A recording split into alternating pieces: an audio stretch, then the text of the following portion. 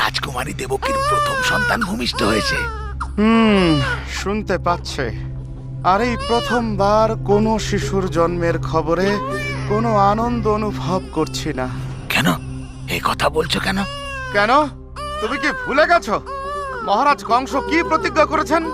রাজকুমারী দেবকী আর বাসুদেবের প্রথম ৮ সন্তানকে জন্ম মাত্রই হত্যা করবেন।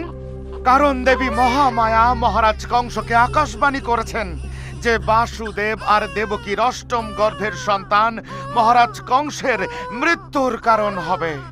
আর তাই মনে রেখো, এই শিশুর আয়ু মাত্র কয়েক ঘন্টার আয়ু নিয়ে জন্মেছে।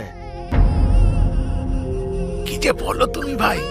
দেবকী হলো মহারাজ কংসের আদরের বোন, বাসুদেব হলো মহারাজ কংসের প্রিয় বন্ধু, আর মহারাজ কংস হলো এই শিশুটির মামা।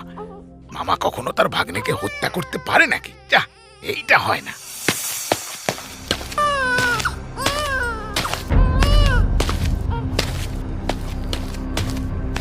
কোথায় আমার ভাগ্নে? কোথায় দেখি?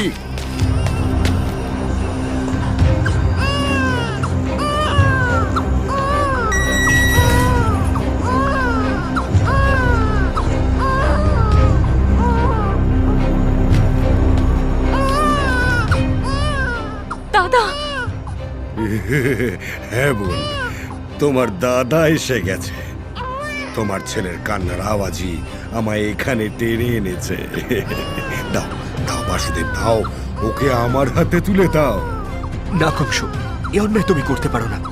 কংস যদি তার বাবাকে বন্দি করতে পারে, তার আদরের বোনকে বন্দি করে রাখতে পারে, তাহলে এই সদ্যজাত শিশুর জীবনের আর কি মূল্য?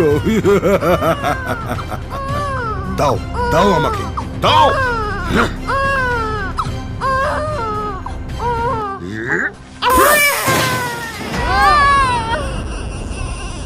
দরজাটা বন্ধ করে দাও।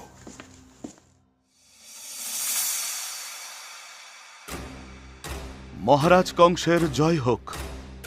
ও মহামন্ত্রী, তুমি এসেছো? হ্যাঁ মহারাজ, বলুন এই অধমের জন্য কোন আদেশ অপেক্ষা করছে? আজ সকালটা বড় সুন্দর মন্ত্রী। নিজেকে